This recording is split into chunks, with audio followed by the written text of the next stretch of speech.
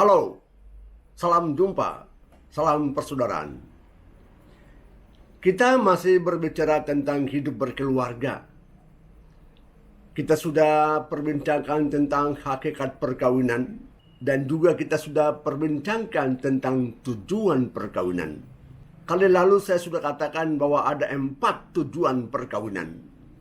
Yang pertama ialah demi kesejahteraan bersama sebagai suami istri. Yang kedua ialah demi kelahiran anak dan pendidikan anak. Yang ketiga ialah demi kesetiaan suami istri dalam rangka memelihara kekudusan. Yang keempat ialah demi masyarakat. Saudara, kita sudah perbincangkan tentang tujuan pertama, demi kesejahteraan suami istri. Sekarang kita berbicara tentang tujuan kedua, yaitu kelahiran anak dan pendidikan anak.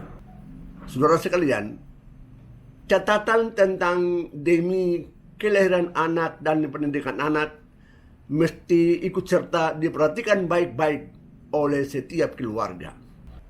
Yang pertama, kita ingat dalam kitab Kejadian pasal 1 ayat 28 yang mengatakan bahwa Allah menciptakan manusia segambar dengan dia.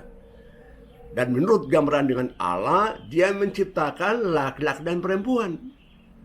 Kemudian Allah menambahkan lagi, beranak cuculah dan bertambah banyaklah, penuhilah dunia ini dan taklukkanlah itu. Artinya apa? Berarti Allah mau bahwa laki-laki dan perempuan dalam keluarga ini boleh mengadakan kontak seksual satu kepada yang lain supaya punya anak. Kalau ada hubungan seksual antara laki-laki dan perempuan yang hanya bisa diperkenankan dalam keluarga, maka akan muncul kemungkinan besar terjadi kehamilan dan kelahiran. Saya katakan bahwa kemungkinan besar karena tergantung apakah pada saat terjadi hubungan seksual itu istri dalam keadaan subur atau tidak. Kalau subur akan muncul kehamilan. Tapi kalau memang tidak subur, tidak akan terjadi kehamilan. Dan demi kesejahteraan bersama itu sebagai suami istri, maka Tuhan mengatakan, baca Matius 19 ayat 5, yang mengatakan, laki-laki tinggalkanlah ayah dan ibumu dan pergilah kepada perempuan sana. Kalian berdua kini menjadi satu daging. Baca Matius bab 19 ayat 5. Tuhan izinkan terjadi kontak seksual, hubungan seksual laki-laki dan perempuan untuk muncul kehamilan dan muncul kelahiran baru itu. Saudara sekalian, berarti pada waktu terjadi kontak seksual antara suami dan istri, itulah bentuk penyempurnaan diri, pemberian diri yang saya katakan kali lalu. Kontak seksual antara suami istri adalah bentuk pernyataan penyempurnaan diri. Itulah ungkapan cinta yang paling mendalam.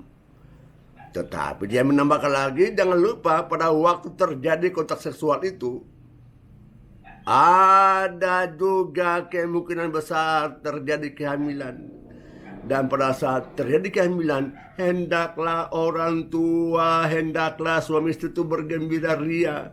Karena Allah perkenankan kalian memelihara anak yang Tuhan ciptakan, yang Tuhan serahkan ke dalam tangan Anda sebagai partner kerja dengan Tuhan Allah.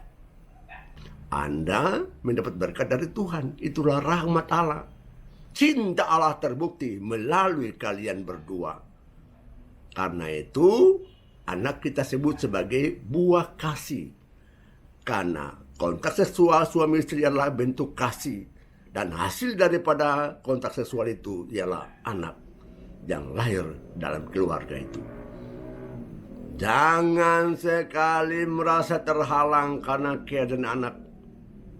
Bukan. Anda bukan nyong dan nona. Anda adalah suami istri. Maka dari itu nyong dan nona dilarang mengadakan kontak seksual. Karena apa? Saat Anda mengadakan kontak seksual, Anda hanya melampiaskan nafsu seksual Anda. Anda bukan saling mencintai seperti suami istri. Anda masih nyong dan nona. Anda belum mampu untuk menguasai pribadi Anda. Maka dikatakan janganlah terjadi kontak seksual nyong dan nona. Mereka belum punya cinta mendalam. Mereka juga belum punya tanggung jawab besar dalam memelihara anak yang bisa lahir karena kontak seksual itu.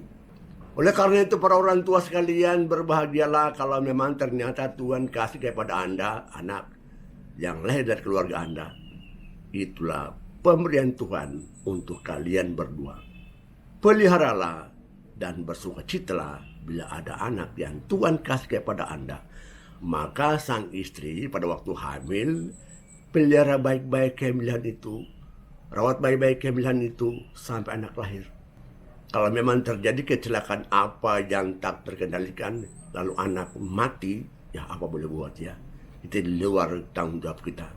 Tetapi selama tidak terjadi apa-apa, orang tua, teristimewa sang istri, jagalah kehamilanmu sampai anak lahir. Untuk semakin menambah cinta satu dengan yang lain. Yang kedua, istimewa sekali bagi setiap keluarga. Anda bayangkan, Allah itu pencipta segala-galanya, termasuk manusia Allah ciptakan. Tetapi istimewa pada keluarga ialah Allah ciptakan manusia itu melalui keluarga. Luar biasa peranan keluarga dalam karya ciptaan manusia. Allah menggunakan suami istri ini untuk sama-sama memperhatikan tentang karya ciptakan itu. Karena Allah menggunakan bapak ibu keluarga sebagai jalan, sebagai alat untuk menciptakan manusia melalui kalian berdua. Luar biasa kepercayaan Allah. Luar biasa cinta Allah kepada keluarga. Sehingga dia mau gunakan keluarga sebagai jalan bagi dia dalam karya penciptaan manusia. Oleh karena itu tidak heran bahwa hendaklah kita sungguh-sungguh pada waktu anak-anak lahir, kita jaga baik-baik. Kita rawat baik-baik kesehatannya, kemampuannya juga, pembersihan diri. Kita olah baik-baik dia, kita tuntun baik-baik dia. Karena apa? Inilah pemberian Tuhan untuk kita semua melalui para keluarga itu. Bersyukurlah bahwa Anda Tuhan percayakan untuk kerja bersama-sama, menciptakan manusia, mendampingi manusia, membesarkan manusia, menuntun manusia untuk masa depan dia sebagai seorang pemuda atau pemudi yang kelak juga tahu bertanggung jawab atas hidupnya, tetapi juga hidup orang lain. Luar biasa. Yang ketiga, demi kesejahteraan bersama sebagai suami istri, tetapi juga punya anak, Tuhan tidak berkeberatan kalau para orang tua membuat rancangan bagaimanakah jalan apa yang berguna yang bisa dipakai untuk merancang hidup keluargamu, untuk kebahagiaan keluargamu. Termasuk juga merancang tentang jumlah anak. Kita sebut sebagai keluarga berencana.